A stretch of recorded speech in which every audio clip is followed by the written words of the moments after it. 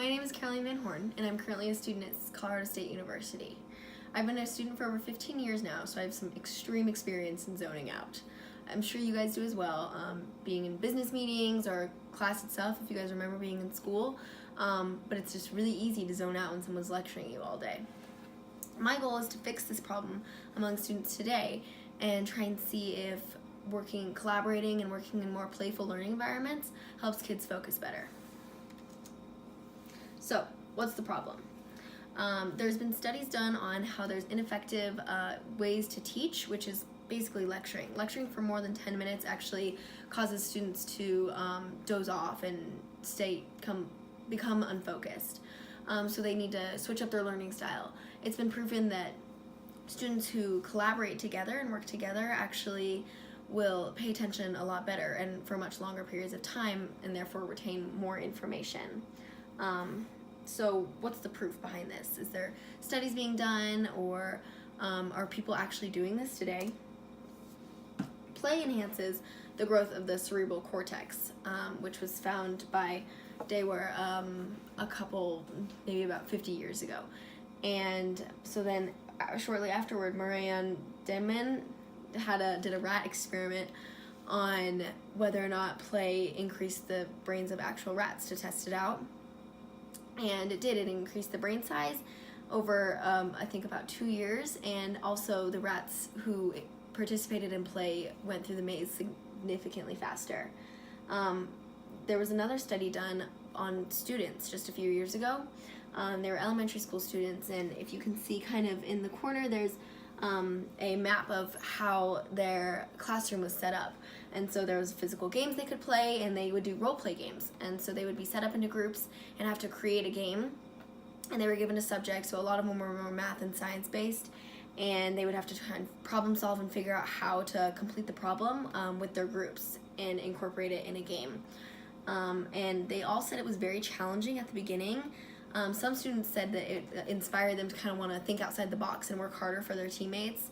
And the ones who said it was challenging got stressed really easily and didn't like having to create games on their own. So I think it's important that we incorporate this type of game to have children create games instead of just being fed all the information they need and just lectured at. There was another study, the last one I'm going to talk about was Sicklander's study. And if you can see in the graph right here, this is a measure of the satisfaction of the teachers and students. And so the total satisfaction increases significantly over time, the frequency of all the people. And so there was very few that were unsatisfied, and so we'll kind of discuss the differences in them. Teacher B is an example of a teacher who was very highly satisfied, and she incorporated she was worried at first that she wouldn't have time to complete all the subjects, but she ended up finding that the students cooperated much better and learned much quicker when they worked together and got to engage in play instead of forcing them to kind of have to learn and boring them over time. And so she found it to be very successful because she had them collaborate with each other and work in groups. Teachers that weren't as satisfied with the learning and didn't think their kids actually got much out of it were teachers that had their students work. They would do the game either individually or just work with a partner. So collaboration is really important in this manner to try and help the students to the best to their ability. So how can you guys help? I know you guys are interested parents and want to help your child's education as much as you can. But it's concerning sometimes with the school's budget and actually trying to incorporate this.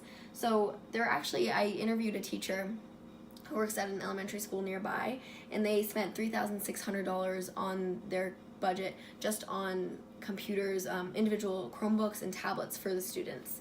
So instead, I think we should incorporate the money to go into something that's more useful for the kids and will actually help their education.